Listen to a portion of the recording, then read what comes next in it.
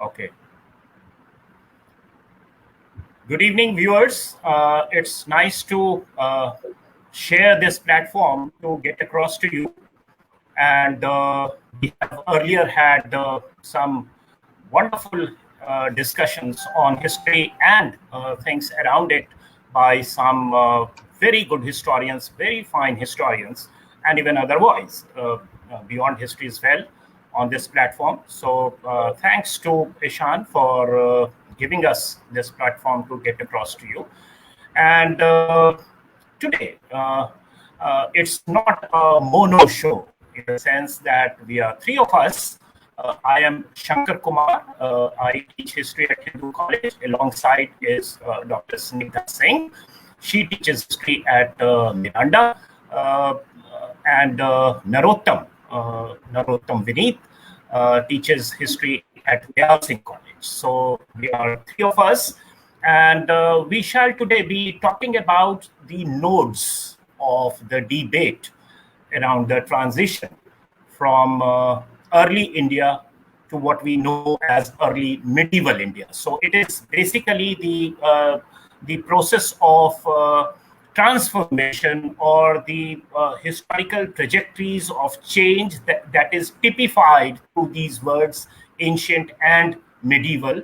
And that's how we capture this phase, say from around 6th century BC onwards to around 10th, 12th centuries as early medieval. So, of course, there are some attributes of what we know from ancient. There are attributes of what we understand through this word medieval. And it is only in this context that we will be able to appreciate as to what is it that allowed this transition to happen, or is there any need for such kind of transitions to be understood, or should we understand it as some kind of a continuum of several historical forces of change which were in operation even otherwise? I mean, there is no need to segregate these two timelines in two different words or phrases. So this is what this topic is all about. And let me first share the scheme of our discussion. I shall introduce the topic, give you some kind of a broad picture, the big picture of this, all the tangents of the debate, all the arguments and models through which several historians have sought to apprehend this change, and little bit of discussion around periodization also. You can dispute it. I don't know the other panelists whether they would kind of like it to be bracketed in such terms like ancient and early medieval. They can dispute it also. But broadly, what I get to understand through the informal chat that we had before the beginning of the show, Snigdha ji would be talking more about the ideological, ideational, the cultural aspect of this change that is captured through this early medieval. And Narottam would be emphasizing more on the economic, political, and social part of it. So let's first try and understand for the audience at large of history undergraduates as well as others as to what do we mean by this. And let me tell you, for history students, in case you think that history is a boring subject, well, come and read something around this particular theme, because this is where you find some of the finest historical minds at work with their arguments, razor sharp arguments, and they are actually trying to put across their viewpoints almost like prime time debate, and so it's full of arguments and very very sharp arguments supplemented by very robust substantiation in model terms or even factually in empirical terms, and that is what makes this particular theme and this particular topic very engrossing. So when the modern way of doing history began, say around the last quarter of the 18th and early 19th centuries at the behest of the colonial historians to begin with, and subsequently lapped up by several of the Indian scholars as well. You find some kind of a legacy that they had carried from Europe, that since they had this tripartite division of viewing history in terms of timeline, that is early part, medieval part, and the modern part. So they inadvertently used the same model to understand India's past as well. And they, since knowledge happens from familiar to unfamiliar, so in order to compartmentalize India's past, they also use the same terms, ancient, medieval, and modern. So the Germanic invasion that brought about advent of feudalism in Europe and end of the Roman civilizational matrix and so forth, some kind of a counterpart to that was sought to be located in India's past, and probably it was the Turkish invasion that they chose to. There could be division politics behind that. That is also written about. And then you have the modern period, which began, of course, as per their perspective, with the coming of the British or the Europeans. So that is the general kind of division with which they began. And even in the nationalist historians, in the early decades of the 20th century, the past century, you find that there is some kind of an inadvertent acceptance of this tripartite division by nationalist historians also. Although after independence, you do find some kind of a murmur about the usage of this word early medieval, but there is fair degree of ambivalence. Even in the 1960s, you find 1950s and 1960s, Nihar Ranjan Ray is writing about early medieval period, although he is very ambivalent in terms of its attributes and the timeline. So 7th, 8th century is alluded to as having begun the early medieval phase from, so there's some distinction to this particular period till around 11th, 12th century, and then 12th century to 15th century and thereafter. So such segregations are very loosely seen, but there is no very specific, attribute kind and timeline associated with it. And that thrust came with the writings of Professor R.S. Sharma, who proposed the thesis of Indian feudalism. And with the proposal of Indian feudalism, what happened is that some kind of a causal certitude of this transformation from ancient to medieval could be had for the first time. And thereafter, he set the ball rolling in the sense, of course, the Asiatic mode of production, etc., of course, were jettisoned as a result of this. But thereafter, in the 1970s, you find a range of historians, including Harbans Mukhia, D.N. Jha, B.N.S. Yadav, subsequently several non-Indian scholars as well. You have Easterman, you have Harman Kulke, you have Bernstein in the 1980s.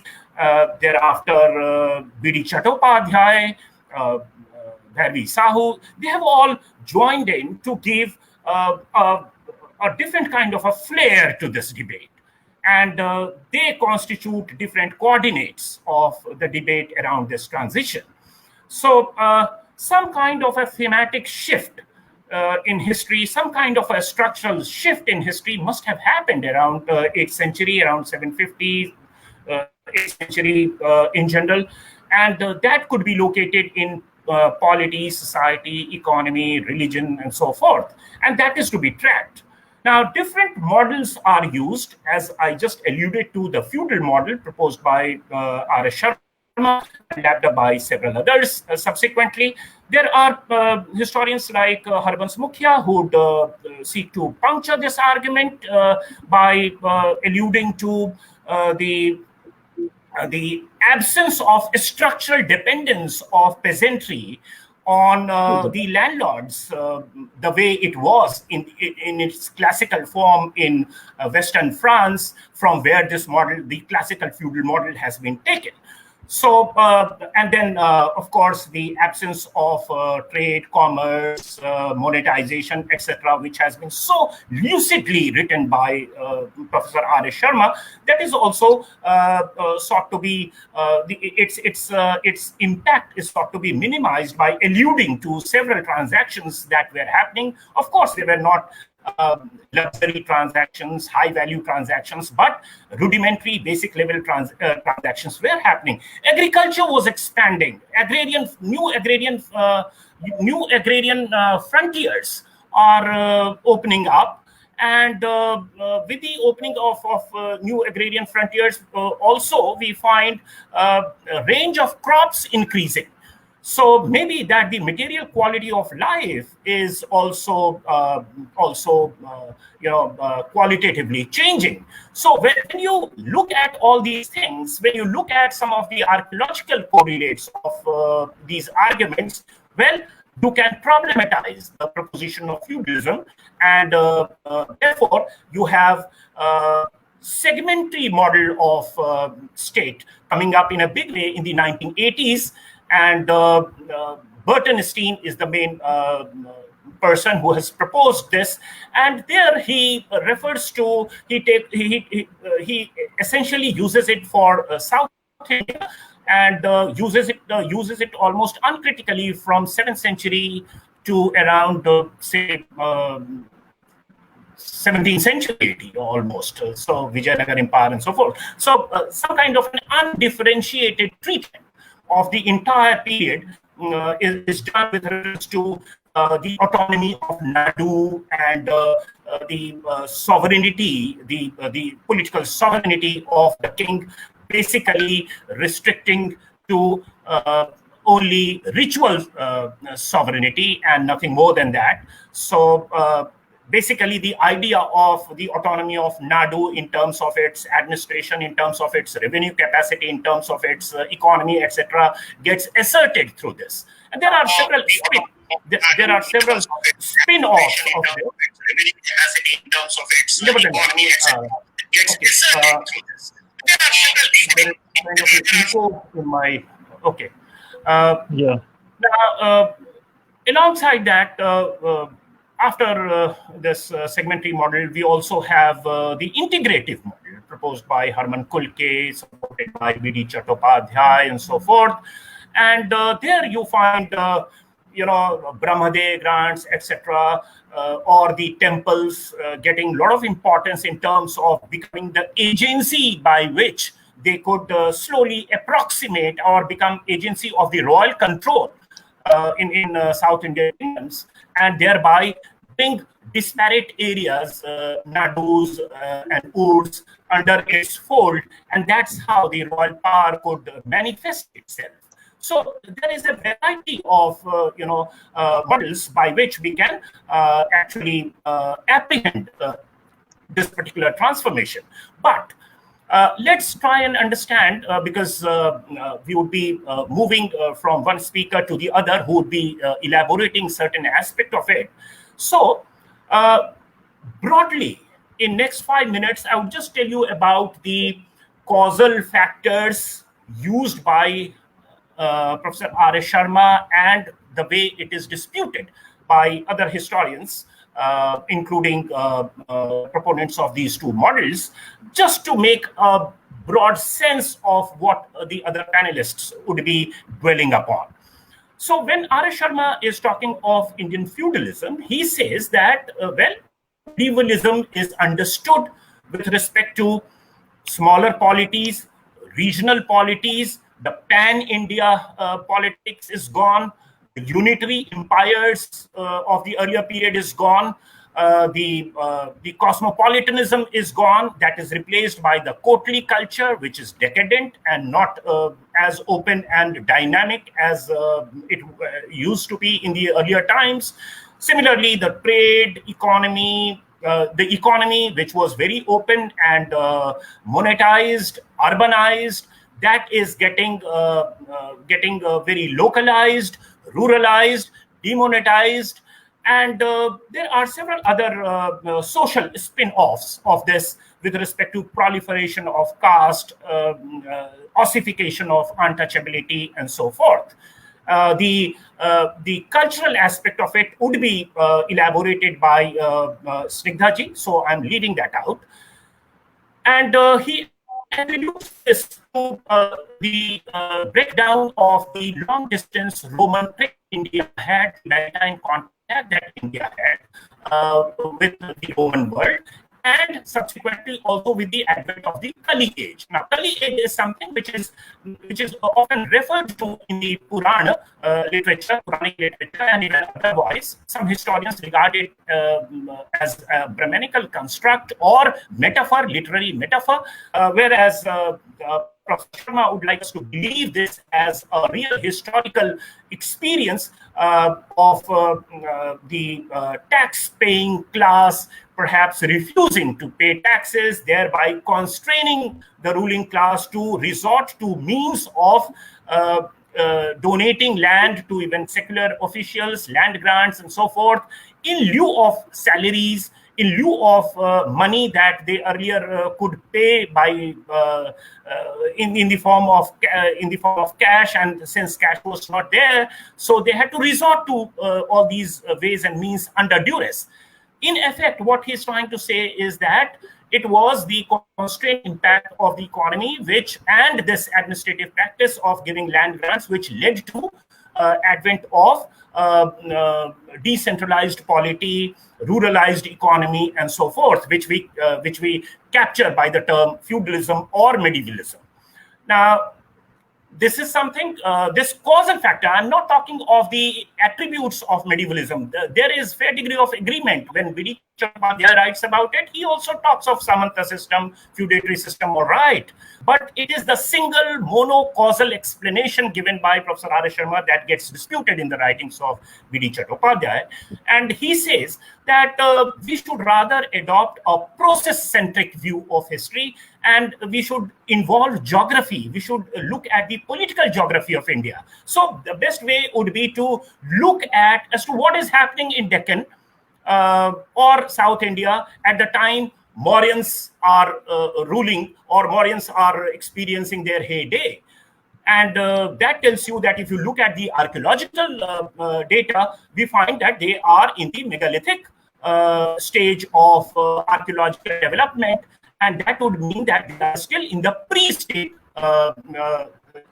pre-state stage of historical development. So quite a few things that we otherwise impose as typically Mauryan over and South India also, in complete disregard to what is actually happening here, we would be doing some kind of a historical fallacy over here. So V.D. Chattopadhyay makes us realize this, that we should have a geography-specific understanding of the processes of history as to when. For example, he would say that immediately after the decline of the Mauryas, in the post-Mauryan period, if you scan the Deccan area, you will find some of the local ruling lineages coming up. Ikshwakus, you have Vakataks, you have Kadambas, you have Shalankayans, you have Vishnukundis, and so forth. They are the manifestation of local ruling lineages, and this is the time when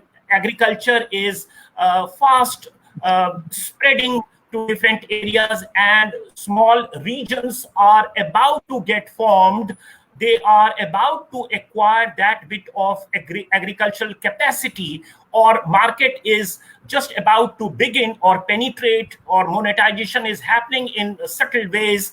And over a period of time, by the time you reach the period of the Pallavs or the early Pandyas, or subsequently the Cholas and so forth, you find that the major geographical attractive reasons, be it the deltaic areas, they are getting colonized by peasant society, the peasantry. And it is at this point of time that these areas develop enough economic and social wherewithal to sustain a state of their own. And that is what is manifested through the emergence of regional states. and the regional reflections in script, in language, in art, in temple architecture. So they are the manifestation of it. So there is nothing like a pre-existing pan-India matrix breaking down and giving rise to medievalism. Rather, it is a positive development for this area where slowly, incrementally, through different factors, local as well as extraneous, coming through land grants, Brahmaday, and so forth, as a mix of it, you have this capacity building happening in Deccan and farther south, and that is testified through archaeology as well. That is what we get to see as the emergence from Chalcolithic to early historical stage, to iron, that is megalithic age, to early historical stage, local state, and then regional state. So that is the trajectory of change that can be traced for Deccan and South India. And that is why there is nothing like breakdown of a pre-existing centralized state model to give rise to these parcelized sovereign small polities that we understand as medieval polities or feudal polities. So these are some of the nodes, some of the talking points which our other panelists will pick up and dwell upon it, elaborate upon it in terms of details. So my idea was to give you a big picture of this, and I would like now Snigdha ji, Dr. Snigdha Singh, to further dwell upon the aesthetics part of it, the art part of it, the culture part of it, the temple architecture part of it, through which this integration or integrative model, whatever model that she subscribes to, she will elaborate. And then towards the end, we will pick it up, and in the form of discussion or questions, we will try to take it forward. Over to you, Snigdha ji. Thank you, Dr. Shankar Kumar. First and foremost, a very good evening to all our viewers.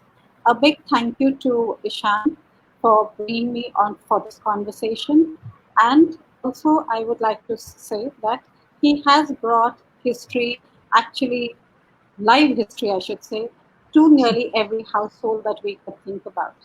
If we have to thank the pandemic for anything, I think we would say it is for Karwaan coming of age, because we have now started looking at 5 o'clock in our watches to know which new historian are we going to listen to. So I would like to thank Karwaan, and it is a student initiative that we are seeing. So it is actually quite a feat, I would say, for this time frame that is there.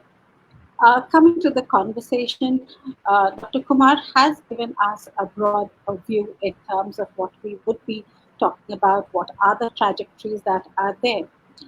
If we look at this whole time frame in terms of transition from early historic to early medieval, we find that it is actually an interrelationship that we are looking at. Interrelationship between economy, society, polity, and culture. So we focus on the processes, we focus on the potentials of change. And change is something which is very evident during these centuries that we talk in terms of. These centuries that we focus on are dynamic, generative, and foundational that is there. When we talk in terms of models, whether it is feudalism, segmentary, integrative, I would like to call them in terms and view them in terms of alternative histories rather than models. If we look at each one of them, they concentrate on similar issues and similar concerns. The only difference that comes about is that new sets of questions and perspectives are being gleaned from the same sources that is there. All these different alternatives that we talk in terms about, they derive from the same social formation. They do not stand in opposition. There is no binary that we are looking at. We talk in terms of explanations. Only difference is that the explanations could be differently nuanced. There can be a shift from process to structure. We could also see it in terms of a change, but when we are looking at change, there is a sense of continuity that we look at. So there is evidence of change, change that is there in all spheres of life, change that could be slow, it could but will be steady. If we look at the spaces, if we look at regions, if we look at people, there is a difference that is emerging. The spaces that we talk about can be multi layered, it's dynamic, but it is in a process of change, a process of continuous change, if we should look at. There is always a new perspective, but it is not that these regions were not existing. These regions were existing, these regions were there. What has changed then? What has actually changed is that there is evidence of new chieftaincies, there is evidence of new feudatories, there could be evidence of new kings, new rulers. What are they looking for? They are actually looking for legitimation of their power. For legitimation of their power, there has to be a negotiation. And the negotiation that we would see would be in terms of culture, it would be in terms of new powers that we are looking at. Culture isn't static, culture is dynamic. It needs to be recognized, it also needs to be appreciated. And that's how we find that there is construction of new identities. The construction of new identities that we talk about could be regional identities that we are looking at. These construction of new identities could be on the basis of new and varied cultural aspects. So there are different markers of identity in terms of different regions. I would be able to flag a few of them. I would also try and see that if I could elaborate on a few of these. The first part that I would start with is in terms of just flagging out the literary genres that were developing during this point of time. There is ample evidence of different types of drama, poetry, biography that emerged and became dominant during this time frame. There were epics that were written in different languages. And we also find that within the epics, new sub-themes started entering. So we do have evidence of the epics beginning to see or be seen in regional languages, in regional literature, which is giving rise to regional language and regional literature. That does not mean that Sanskrit as a language languished. In fact, the flavor of the Sanskrit language actually changes. It becomes more verbose, I would say, with a number of metaphors, imageries, adjectives, and complicated adverbs that come about. When we look at Sanskrit as a language, we find it becomes ornate, it becomes more complicated, very pedantic, that is there, which would mean this language is now just a language for the royal court. It is a language of the elite that we are looking at. Can we even say that this becomes a language or a symbol, language as a symbol for domination? It is also a language of power that we are looking at. Can we not then agree that Sanskrit becomes a language which is going to speak in terms of cultural hegemony? And this is very evident even when the plays get enacted on stage. We do find that it is only the men and men of the upper caste that we have who could speak Sanskrit in the play. As far as women and the lower caste is concerned, they could only speak Prakrit. So I am also looking in terms of gender differentiation that was created thanks to the language itself. When we look at other aspects, what we also would find is that there is evidence of fictitious family trees that would be created this time during this period of time by the Brahmins that is there. And that is only in terms of for validation. There is evidence of new forms of dance, new forms of music that comes about, what we today call or look at in terms of regional forms of dance and music. Some new concepts come about during this period of time. One of the concepts that comes about is the concept of tirth, that is pilgrimage. When we look at the Purans from the 6th century CE, we would find that the Purans now start talking in terms of new concepts. One is, of course, tirth that I've already mentioned. Uh, Earlier, sites like Mathura, Vaishali, Gaya, these were known only as urban centers. These now become the sthan that we are looking at, and there is a tremendous increase in the number of tirths that come about. The other concept that comes about is in the idea of Mahadan. The idea of Dan did exist before this time frame. When we look at time frame from 2nd century BCE onwards, we find that at Sanchi, Bharut, Western Ghats, or Mathura, at all these places there is evidence of Dan. But the Dan was given for either making the stoop or for embellishment of the stoop. Even when we look at Mathura or Gandhar, Dan in terms of statue was given, but it was not given to a Brahmin. That is where we find a shift occurs during this period of time when the Mahadan is given to the Brahmin for worship and for legitimation that comes about. Another new concept that comes about is the idea of vrat, vow, puja, worship. These become prominent during this period of time. Utsav, which is festival, whether it is in terms of change of season or in terms of agriculture, these again become very conspicuous at this point of time. A new development that takes place is in terms of the concept of a parivar devta or a kul devta or kul devi. Even a gram devta comes about.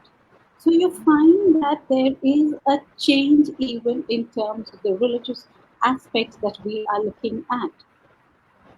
Another new concept that comes about is Purth Dharma.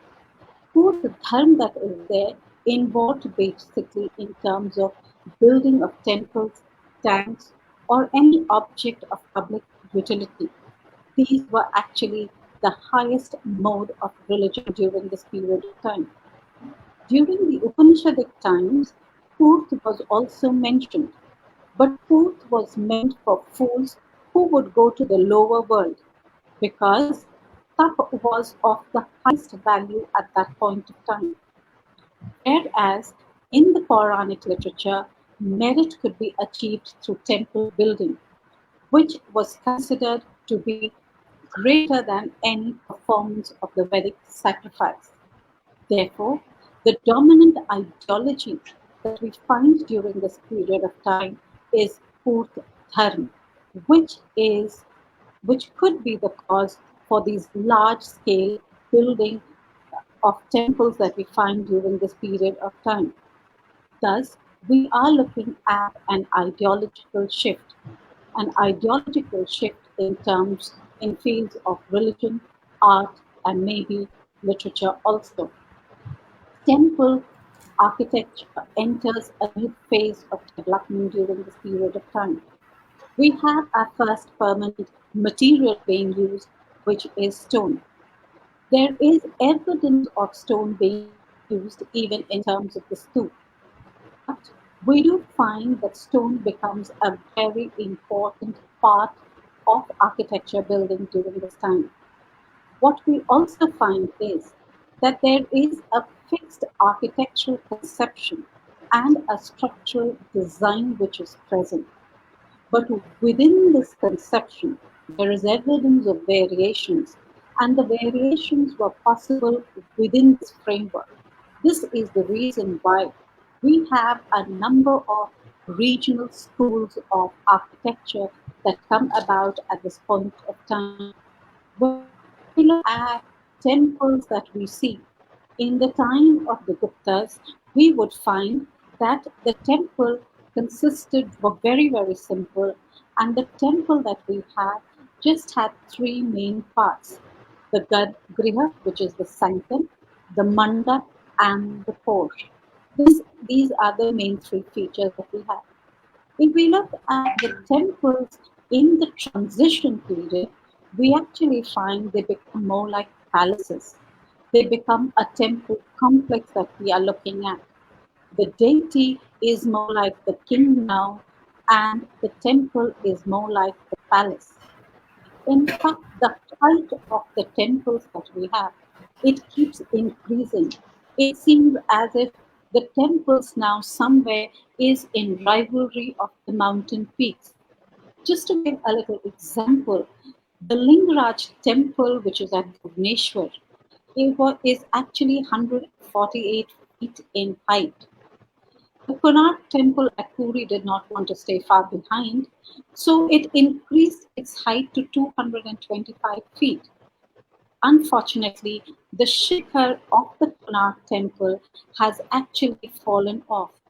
The Lakshman Temple at Khajuraho is not far behind. When we look at the Khajuraho Temple, we actually find that the Khajuraho Temple is a temple complex that we are looking at. The Khajuraho temple, if you see, you find that you are able to make out right from the picture itself which is the main temple. The main temple will always have the temple, will always have the shikhar highest. So the shikhar that is there is the tallest for the main temple. If you see, there is a platform beneath that is there, and this platform that is there is also for a visual aspect along with architecture, which I will come back a little later. We can see a flight of steps that is leading to the temple itself. This flight of steps, if it is agreed with what the Hajia has to say, she says these are steps leading to heaven.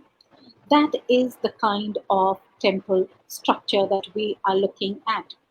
If we look at the next temple that is there, which is the Mahadev Temple again from Khajuraho, we see a side portrayal of this. Even from the side portrayal, we could see that we exactly know which is the main temple that is present. The next temple that you have is the Nandi Temple that is there. Again, flight of steps is something that is evident. Nandi is outside. We also see again a temple complex that is there. The shikhar is rising right up to the sky itself that we see. The Lingaraj temple that we have at Bhubaneswar gives us the same kind of a temple complex. It gives us the same kind of a shikhar. And we know that the main temple at in this complex is the Lingaraj itself, which is the tallest that we look at. If we look at the Kunar Temple, the Sun Temple at Kunar that we have, here again we see the same kind of a structure where we are looking at the platform and the construction of the temple on top. Another view of the Kunar Temple. And if we look at this photograph of the Kunar Temple, which is a frontal view of the Kunar Temple itself, we find again the same kind of flight of steps that is there. These flight of steps is present in most of the temples that we are looking at. If we look at the Konark temple and we see it from a distance, any viewer is going to be mesmerized by the very face of the temple itself. It actually looks like a chariot which is carrying the temple itself. The Jagannath temple that we have at Puri again speaks of the same, so I'm not getting into it. A very different type of temple that we have. is the Gok Temple in Jamnagar in Gujarat. This is also a Surya temple, but in a very, very dilapidated state. Unlike that, if we look at the Sun Temple at Modhera, this is a beautiful temple complex. In fact, it is believed that the Surya idol that is there was made out of gold. The statue itself was actually 15 feet in height, and it rested on a platform which was made of gold coins. Now, can we attest to this or not is another question, but it is interesting to see that our complex is made. And I will come back when I talk in terms of the erotic sculptures back to these temples. This is another view that is there of the Sun Temple. Again, the same feature in terms of the platform, in terms of the steps that is there. A very small temple again at Bhubaneswar, which is the Mukteshwar temple. It's absolutely a small comparison. The only reason I show this photograph is because here also we find that the planning or the architectural scheme that is there is absolutely the same. A temple that is very rarely known is the Eklingi temple of Mewar. Same style, same kind of structure that we have. The platform is the same. The shikhar that we are looking at is the same. Sometimes, if we look at this photograph of the Eklingi temple, what we would find is that we can get confused with the Durga temple at Aihole. It looks more or less the same that we are seeing. What is evident from these temples is one, that there is evidence of a number of projections that we are looking at. These projections that we see are something which helps all a sculpture, it helps in terms of bringing about a balance in terms of architecture. Since the height was increasing, it was very important that there should be a load bearing. So these projections or the rath that is there is uh, the rath that is there. These projections become important for ensuring that there is a load distribution. It is in these uh, it is in these projections that we find that there is evidence of a number of sculptures that come about. These sculptures that we are looking at, you find helps us to know about the parivar or the family that is there of the deities. And it is a very good example that we have of assimilation, acculturation, and synthesis that comes about. But there is a difference vis-a-vis the earlier phase. There is a sense of hierarchy that we find during this period of time. This hierarchy was not seen when we looked at the Sanchi Stoop or Bharu. When we look at these, you find that all the figures in the Satoran and at Sanchi or in terms of Bharu, they were all similar. But when we look at what I have shown, what I'm trying to show is the Chaturbhuj temple which we saw at Khajuraho. Once you enter this temple, it's very evident that this temple is actually dedicated to Vishnu. There are a number of other small deities that you have, especially when you're entering. You have Ganga and Yamuna on the two sides, but you find that there is a hierarchy which is present within these temples, and that is something that is seen. There is evidence of erotic motifs that could be seen during this period of time.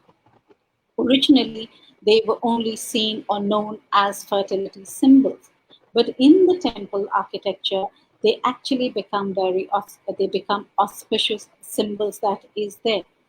What is important is that the placement of of these motifs is something which was determined by the respective regional schools.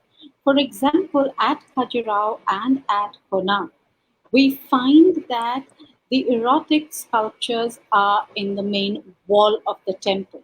They're very individualized and they are what could be seen by any pilgrim, by any visitor that is there. Unlike that, in the Gujarat, some temple which I showed at Modhera, we find that the erotic sculptures that are there were either on the lintel or they were on the plinth or they were on the pillars. Therefore, it escaped the eyes of the pilgrim. So, even though there is a commonality, there is a differentiation that we look at. There is evidence of war scenes, there is evidence of hunting scenes, which are all uh, on the lower part of the temple structure. Despite this, there is no evidence of any portrait sculpture. The only portrait sculpture that we found is during the time of the Kushans, especially in terms of Kanishk or Vima cactuses, which can be seen in the Mathura museums. The kings were depicted only through evidence of a hierarchy. So even when we see on the lower part of the temple, where there is evidence of a size difference, we know that these that, that the size of the king would be larger than the common people that is there. So if we look at the function of the art, it was basically to impress, it was to dazzle, it was also to ensure that the onlooker was in awe. It is a method of legitimation. It was a method to gain fame and glory that is there. The hierarchy that you find is evident when we talk in terms of mythology. For example, when we talk in terms of Ganga, we do see that there is a hierarchy that is there. We could see it even in terms of degeneration of the status of Ganga that is there. When we look at Durga, we find that Durga becomes very important deity during this period of time. But it is always said that Durga could actually do away with, or she could kill Mahishasur only if she got the attributes from the different male deities that is there.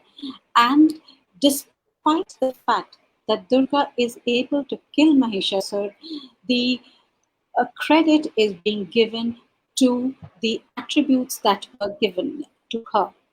The idea of bhakti, the idea of total surrender comes in, the idea of uh, the interpersonal relationship, a very personal relationship that is there between the deity and the uh, ruler comes, and the god comes in. So it is a personal, interpersonal relationship that we are looking at. And this is manifested in the temple architecture itself. Thank you. Now I hand over to Vineet Narottam. Uh, since we are done with the temple architecture, I can see a couple of questions related to this, but we shall be addressing the questions only once all of us are done with our individual presentations. Although it seems timely to answer a question related to temples and architecture or peasants and so forth. Narottam would be speaking next, and once he's done with it, we shall come back to the questions. So the viewers can continue to log in, and we will be addressing you shortly once Narottam is through. Narottam. Yeah, I would basically like to discuss the few final points covering mainly political, social, and economic dimensions of early medieval period, especially from a student's points of view. This is not my own empirical research kind of findings, So I would like to just invoke few points so that students particularly can try to correlate the different alternative interpretive frameworks, how to negotiate with the early medieval period. Generally, the circa from 6th to 12th century CE has been referred to constitute the early medieval period in Indian history, and the term denotes an intermediate phase between the ancient and medieval. After the independence, basically from 1950s onwards, serious efforts have been made to define the early medieval period in the writings of Koshambi, Sharma, along with Lallanji Gopal and BNS Yadava, and later on also joined by D.N. Jha, K.M. Srimali, and others. They have emphasized upon the interrelationship between economy, society, and polity. And if you look at the historical writings before the independence and after the post independence, you will see a basic clear cut distinction that they have emphasized upon the interrelationship between economy, society, and polity, and such kind of historical writings certainly have raised the discussion to the level of conceptualizations, and thus the feudal debate have come up to the forefront, which distinguishes the early historical period from the early medieval period and equated the latter with feudalism. Feudal model, or you can say interpretive framework to understand the several nuances of early medieval period, was certainly trans-regional in approach as well as also spread over the centuries. But by the coming of, I think, 1970s and majorly 80s, intellectual unease with dominant Indian historiography, that was feudal model, resulted in alternative models or explanations of a state and society. For example, Burton-Steele argued for a pageant state and society leading to a segmentary model.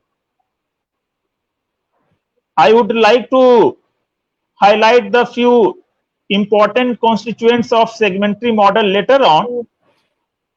A third major interpretive framework for early medieval India suggests their integrative model, and the main proponents of this model was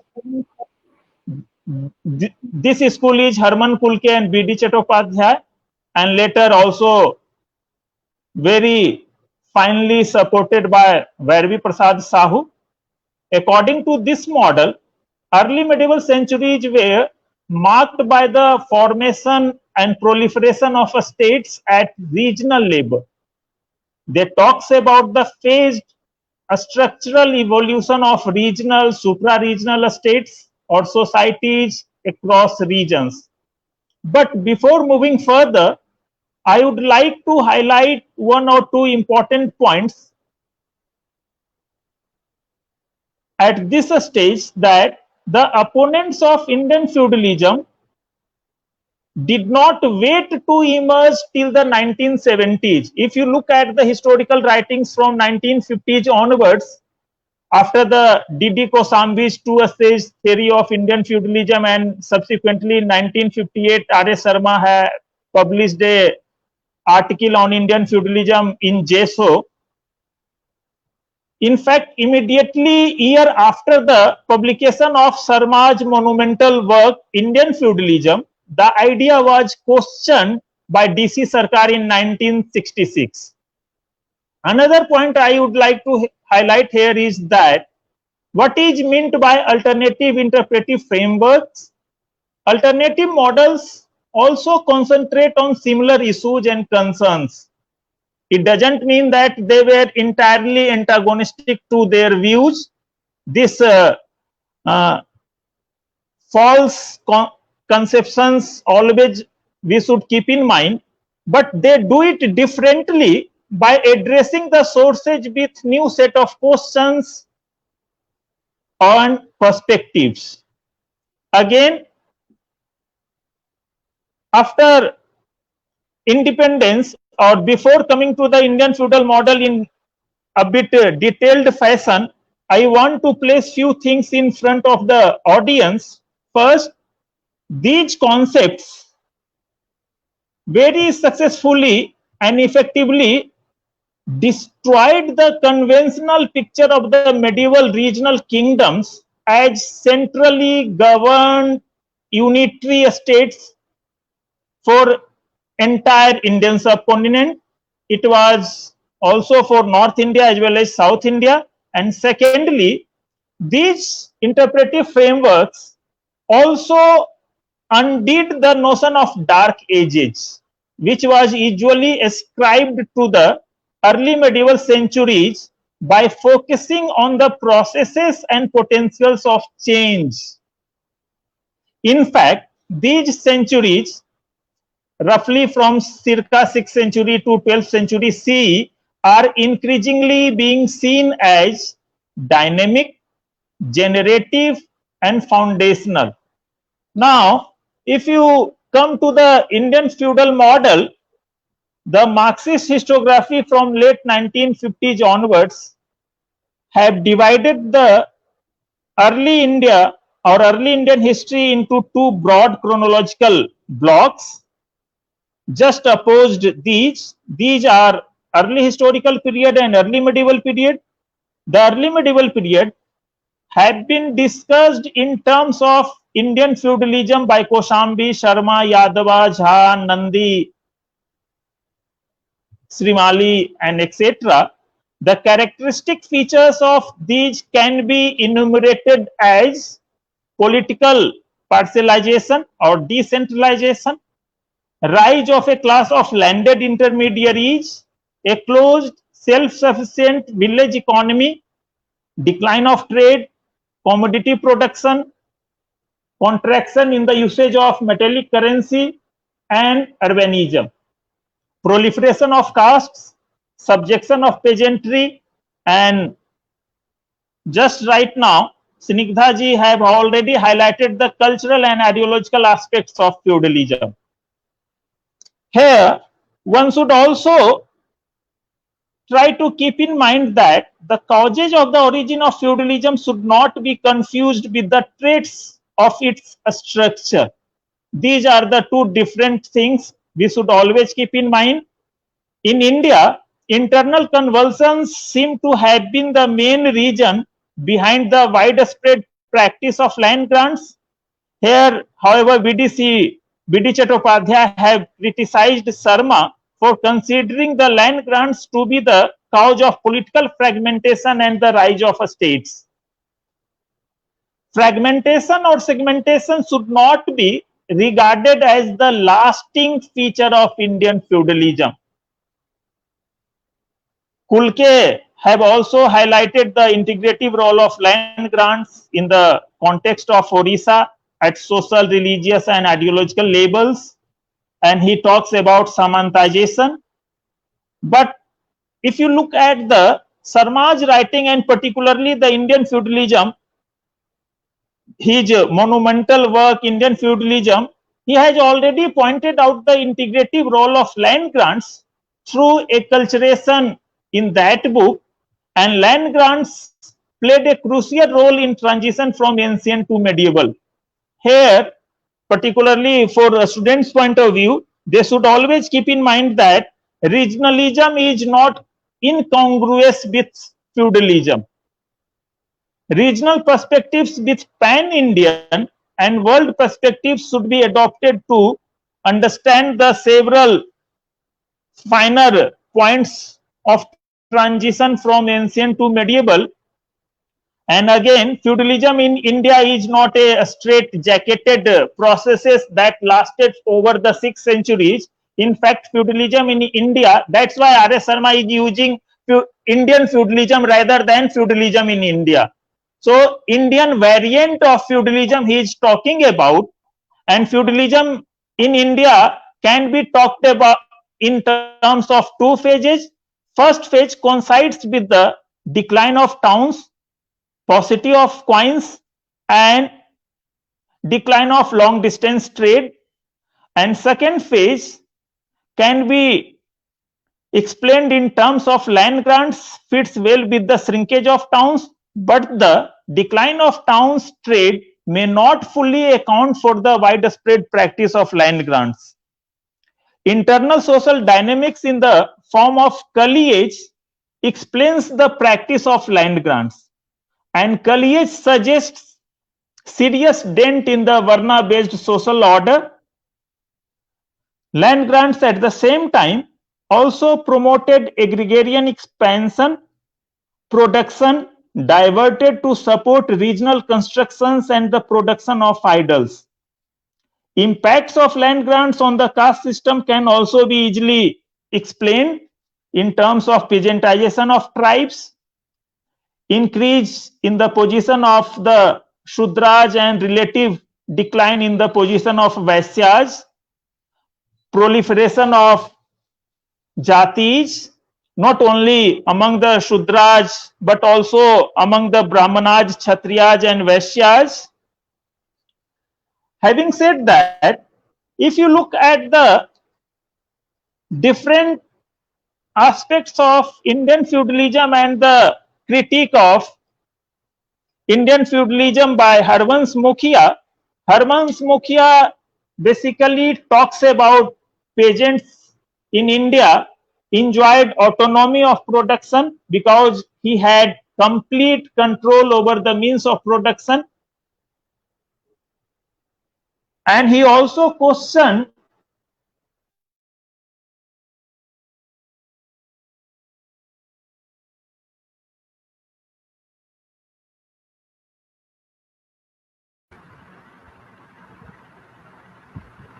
Okay, can you hear? There seems to be some tribal areas in Maharashtra in Narottam 2nd century CE. yeah. This one should always keep in mind the practice of land grants was not very similar across the regions.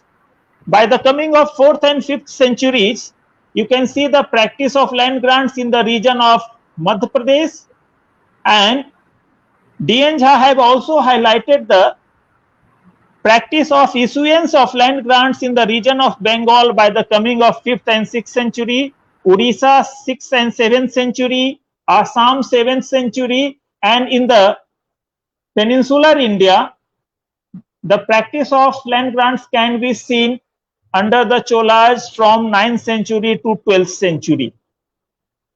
If you look at the centrality of R.S. Sharma's arguments of urbanism, we need to understand that the urban decay was not the process that can be seen from 3rd, 4th century CE onwards till the 12th century CE. He talks about the urban decay in again two different phases, and he also talks about the revival of urban centers somewhere around post 11th century CE. And if you look at the different patterns of urbanism of early historical period and early medieval period, you will see a contrasting picture that for the early historical period, there are ample amounts of literary as well as archaeological profiles of each and every urban centers, but in the context of early medieval period, we don't have much archaeological profile of urban centers, and most of the historians ranging from B.D. Chattopadhyay to Ranveer Chakravarti and others have only highlighted the nomenclatures or urban centers on the basis of literary sources. Now, if you come to the segmentary state model, in 1977, Austin had applied his concepts of segmentary state primarily to the Chola state in his monograph of 1980, and later on he extended this concept to the Vijayanagar Empire.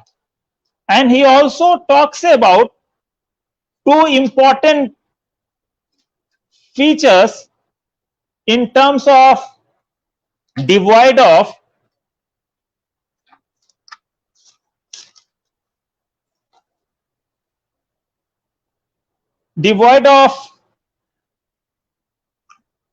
royal power. First, revenue infrastructure, and second, a standing army. In other words, he has emphasized upon the polarity between the centralized power and local self bodies, and the second, the alliance between Brahmana and peasants to their mutual advantage. If you see the different characteristic features of segmentary state model, it doesn't fit in the context of South India, because Y. Suvarailu have well argued on the basis of inscriptional studies of Chola state, and he says that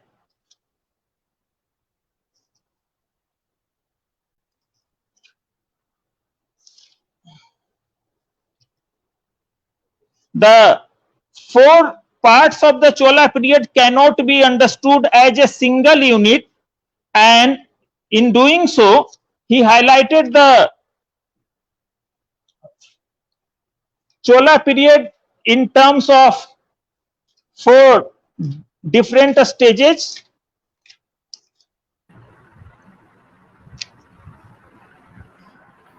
In segmentary state, sovereignty is dual, the actual political sovereignty or control, and second, ritual hegemony or ritual sovereignty. In segmentary state, a specialized administrative staff would be called bureaucracy is not an exclusive feature of the center, but is found operating at Nadu level or the segments of which the state consists. Subordinate Okay, labels. Narottam, Yeah. can you hear me now? Okay, Narottam, Yeah, so, could you please wind it up in 1 minute so that we can take up some questions? Yeah. Yeah. If you look at the all three different interpretive frameworks, neither the segmentary state nor the integrative polity provide alternative material basis which could be the contrasted with that of the feudal. This is one of the very important point I would like to place. Both integration and segmentation can be explained in terms of land grants, which formed the crucial element in the feudal structure, and absence of any empirical data for segmentary model is also there. The reconstruction of medieval Indian polity, I think, in terms of feudalism, relies on such elements which can be applied to practically the whole of North India. Thank you.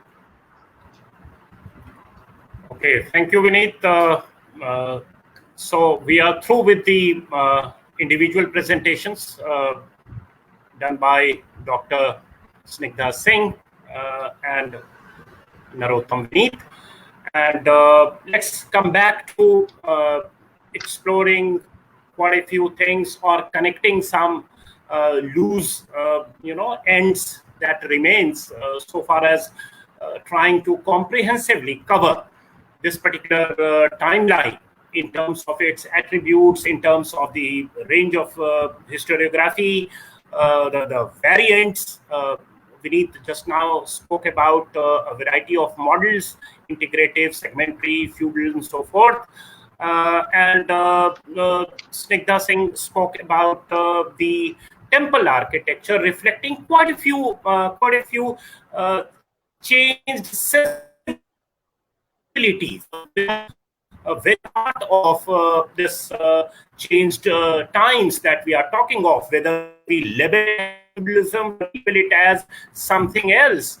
Fact of the matter is, time was different, and time was a transformed time, and that is why it is reflected in something as fine as architecture, as fine as sculpturing.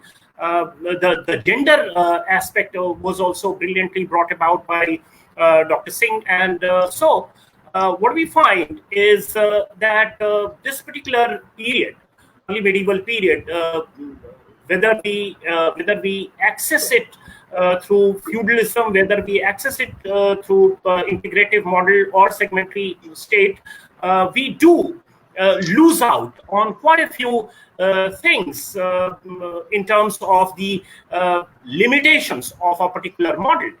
And coming back to the audience who have been very patiently persisting with us, there is one question I would like to. Most of the observations are in terms of adulations, particularly for Dr. Snigdha Singh, that it was a brilliant presentation. Of course, ditto from our side as well. But there is one question. I think this is addressed to me, and this is regarding the concept of peasant society put forth by B.D. Chattopadhyay. Okay, fine. So, see, when Professor B.D. Chattopadhyay speaks of peasant society, he speaks of this particular category as a kind of reminder to the inherent contradiction in the feudal model proposed by Professor R.S. Sharma. For example, now Vineet would be speaking about the changing profile of the Shudra on this very platform some days later, and probably there he would talk in detail about it. But the point that I'm making here is that Professor Sharma has stated in his proposition that on account of the deurbanization and localization of economy and demonetization of economy and rupture of long-distance trade with the Roman world, the position of the Vaishyas was declining in the post-Gupta period, in the later and post-Gupta period, and therefore the Shudras were experiencing some kind of a relative of their social prestige on account of the fact that as of expanding frontiers of agriculture, they were acculturated into the fold of tax paying, because tax is state is always so hungry for tax, and tax is so difficult to come by in these feudal times. So they are constituting the new tax paying, cultivating group. So the sheer fact that Shudras are no more the Dasa, hired laborers and so forth, the way they used to be in the earlier times. So there is a relative upping of their social prestige, and therefore B.D. Chattopadhyay says that on the one hand, this would mean that Shudras are moving up in terms of social perception. On the other hand, would make us believe that on account of intermediaries, they are being subjected to more atrocities, and so there is intensification of forced labor and so forth.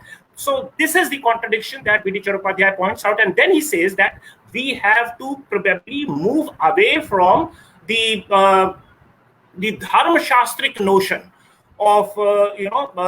constitutes a Shudra and so forth, and rather should explore in terms of the geographical or historical geography Indian history at this point of time, is that just look at the non-Brahmanical names that ultimately got added into the lexicon of Shudras.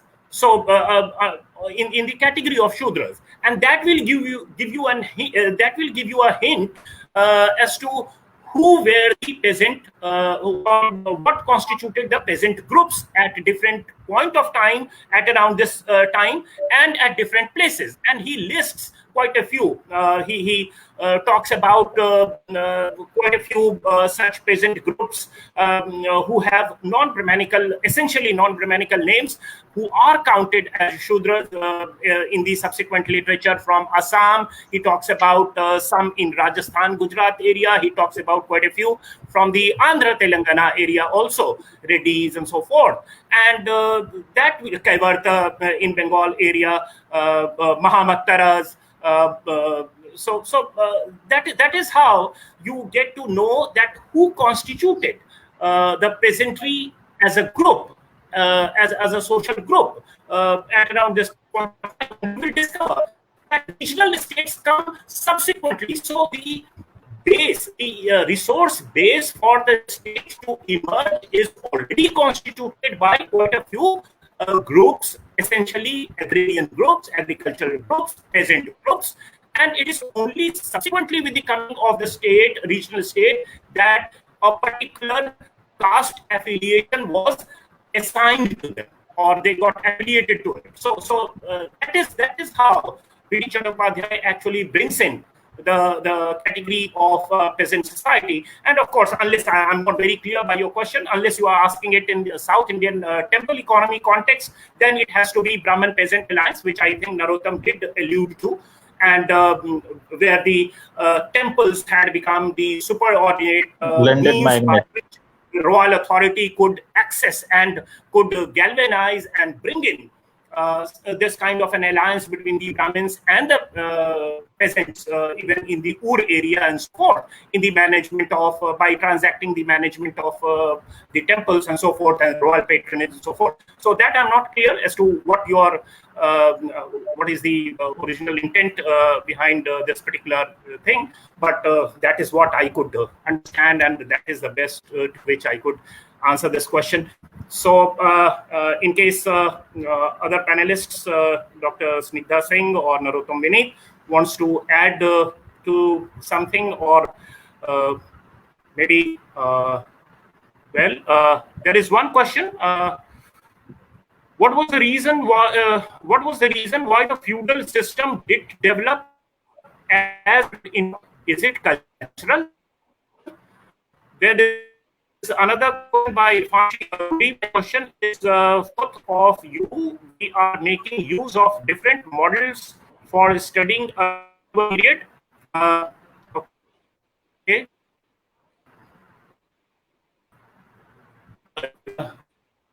Read this question on the screen. Anyone who wants to take.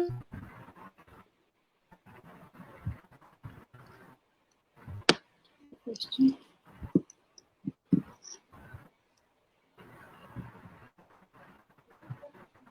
Okay. So let me try Irfan's. Why we take models, Western countries, and how can it be beneficial when we apply these models on, as we hear a lot of variations? Okay. Irfan, see, the thing is that using models has advantage.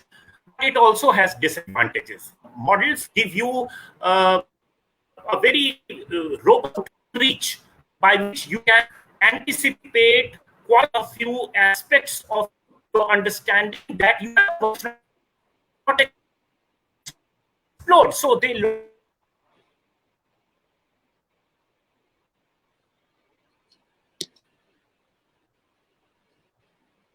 I think I'll just take up the question till Dr. Kumar comes in. I think there has been an internet issue.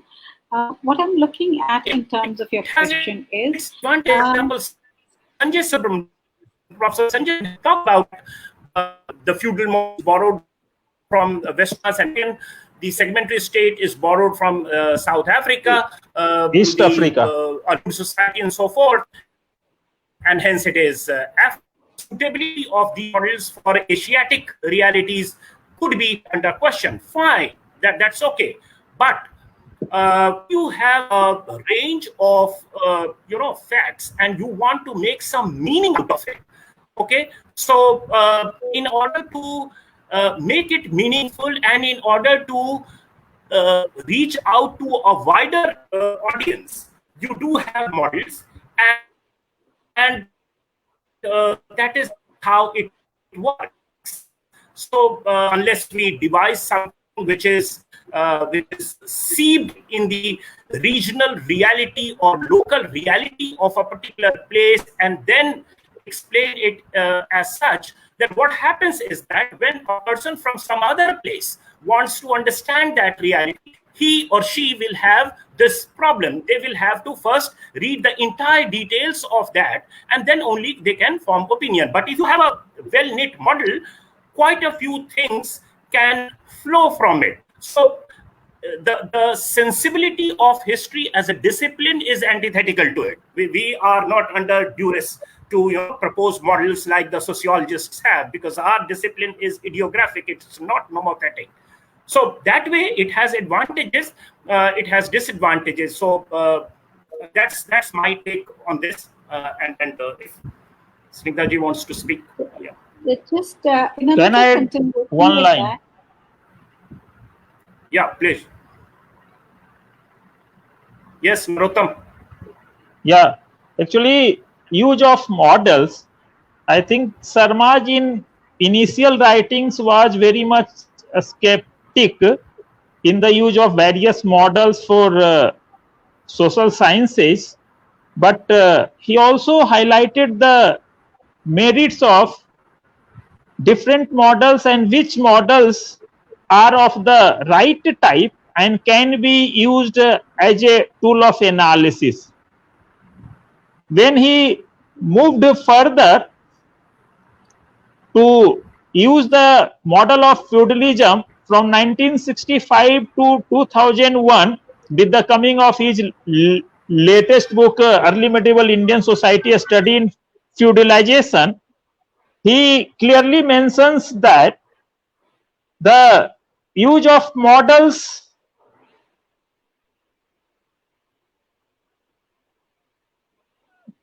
his approach to use of models changed, and in introduction of that book he has stated that models promote research in history and other social sciences, but at the same time he also causes us to Carl Polanyi's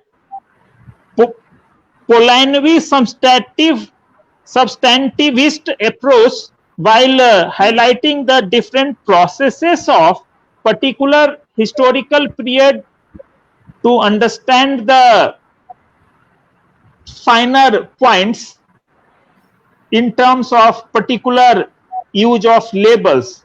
So his approach to use the certain labels is ambivalent and can be very rightly seen in his writings throughout, spread over more than 4 decades. Okay, yeah. So Snigdha ji, I think there is a question on gender that you can take. This is by this is by Vinita Malik. So do we have some evidence pertaining to this is you can see that this is yours. In fact, during the early medieval period, there is a lot of evidence in terms of change in gender relations. And that is that if we look at, especially if we take the example of Kashmir or Orissa, in fact, in Orissa, it's quite interesting that there are a number of queens that you find. And in fact, the whole genealogy that we are looking at, it is actually from the queens instead of the kings. And I think that is an excellent work that is actually being done by Shatarupa Bhattacharya. And she is bringing out a monograph, I think, very soon, where she would be talking in terms of how the genealogy and the number of queens that we have in succession, one after the other, that is there. There is also the evidence from Kashmir that we find. Again, there we have quite a few queens, and you find again there the genealogy that we are looking at is vis-a-vis the queens themselves. So there is a difference that we are looking at. And maybe one of the reasons that we can say is that these areas are not in the domination, or they are not in the Brahmanical dominated areas. That could be one of the reasons that could be addressed. But there is evidence. Even in Andhra Pradesh, we do have evidence of Rudrama Devi that is there. There are a number of areas where we have a number of queens that we find during this period of time, and there are a number of grants that are made even. And these grants that you have are even some grants that we have are of land, of gardens, and so forth that is there. So these become very important in terms of construction of gender relations. One last question is by Shubhra Sinha, ma'am. Yeah, I think this is also for Snigdha ji. This one. It has. I think there are few regions. Yeah. I think in Andhra, there is example of Chenchu. Chenchu was earlier tribal god and later on assimilated or acculturated in the main Hindu pantheons. And similarly, you can also cite the examples of Vithoba in the region of Maharashtra. These are the two other regions you can also talk about. It's also there in Gujarat. In fact, in Gujarat, you will find that even though Surya is a deity who's very important in the Vedic times, but when we start looking at Gujarat, we find Surya was not such an important deity in the beginning. So there is evidence in Gujarat that we are looking at. There is a lot of evidence in MP that we find in terms of the deities. So the whole idea of the Parivar Devta that comes about, that is a way of assimilation in the larger pantheon that we are looking at. So all these kind of the indigenous deities that we have, which we find were on the periphery, so to say, they find an inroad into the main Brahmanical pantheon in terms of the deities. In fact, this time is also, and that is why our Puranic religion is so different from the earlier. So it has lost the elitist touch, I would say, because now it is able to actually assimilate all the different deities, the regional deities that we have, all the smaller deities that we have, and it is there in most regions that we have. In fact, each region has a different deity that we find.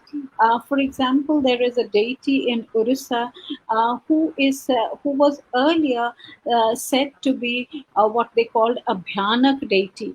So he was actually very, people were scared of him that he may bring some kind of a pralay that is there. But over a period of time, this deity becomes Brahmanized and now is seen in the temple itself. So there is a transformation that we see in terms of the deities.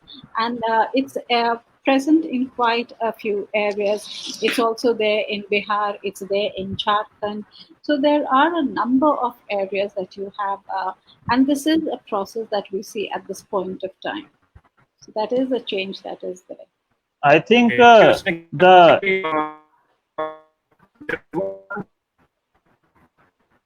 assimilation of all such kind of local deities into the mainstream Brahmanical pantheon can be easily understood against the backdrop of localization of economy and socio-cultural milieu of feudal traits.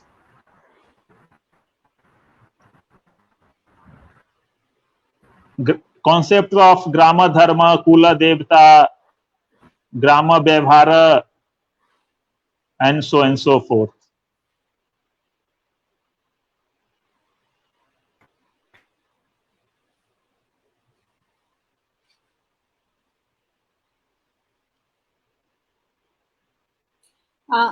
In fact, there is a query that was there, that is that the photographs that was supposed to be, I think there was some technical glitch because of which we could not show the photographs. Maybe do that for a minute, please. Thank you. In fact, this is the Khajuraho temple that we spoke about. I was basically talking in terms of the platform. I'm just, we'll just skip through it fast. And this is. Can you hear me now? This is the steps which one said that it was leading to heaven. So we could just. Can you hear me now? Yes, Shankar, we can. Yeah.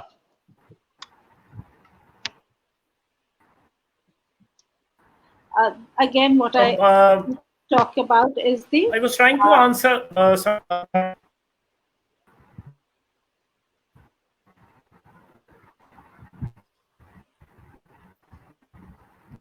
Yeah. If we look at this, this is. Can I go ahead? Yes.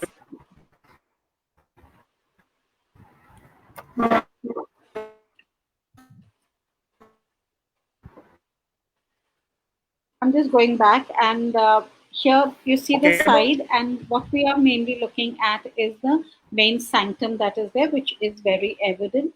The rath or the projections are again very clear that is there. Ishan, can we keep going to the slides? This is the Nandi Temple, same kind of structure. We'll keep shifting so that we don't waste a lot of time now. The Lingaraj temple, again, very evident that the main temple that is there is the one that has the highest shikhar that is there, and we are seeing that all of them are the temple complex itself. The Kunar Temple has the same thing. We can see the platform that is there. We see the kind of a rath that is there. This is the rath, excuse me, that is there, and the shikhar that comes about. It is the idea of grandeur. It is the idea of steps that we are looking at. The patron is somebody whom we will remember despite when this was made. If the Jagannath temple is the same that we have, again, the main temple is very evident on the basis of the site itself that is there. We look at, this is the Gop temple, which is absolutely in a bad state that we are looking at. The Moderat Sun temple that is there, that is the elaborate temple. The next one, please, Ishan. This is the Modara temple. This is the Surya temple, where supposedly the Surya deity that was there was made out of 15 kilos of gold. And I think, and he was actually seated on a bed of gold coins.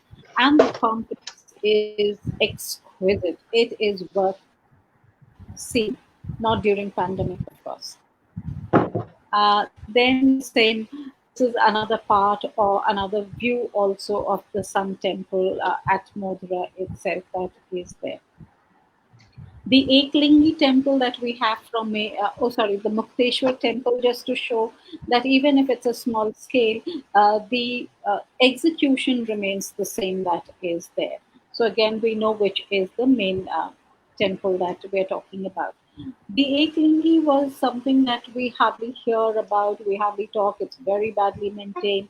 But it is important to see how it remains, it takes a kind of the same structure that is there. It has the same architectural schema that you're looking at. And the other is again just, this is just to show that how If we look at the Eyehole Temple and we look here, it's more or less the same.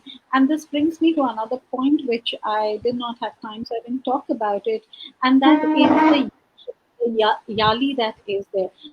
The yali is something that we see first actually at Mahabalipuram, when we see that monolithic structure that is there. It's basically just a cave. And the yali is also seen in Khajuraho temples. It is also seen in fact, whole of Orissa has a number of yali that is there. So the same yali is seen differently in different areas. This was just to show how there is no hierarchy when we're looking at Sanchi or we are looking at Bharut. Unlike if we look at the Khajuraho temple, where we have the Chaturbhuj temple, where we know that this temple is actually of Vishnu.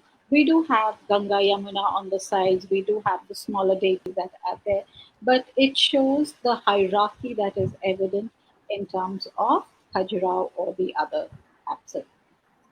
This is just to show how the erotic sculptures that we are looking at actually very well get enmeshed into the projection or the rough eye aspect that we are looking at. That's the. This is just to answer somebody who had a question saying that they have not seen the photograph, so it was just a run through for that.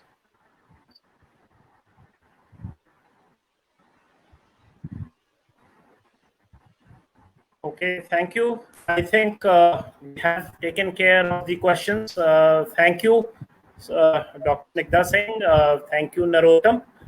And range of questions, I think we're able to answer it to the best of expertise, whatever. And thank you all the listeners for yes, a very big thank you to them for braving us for so long. Afternoon, and it was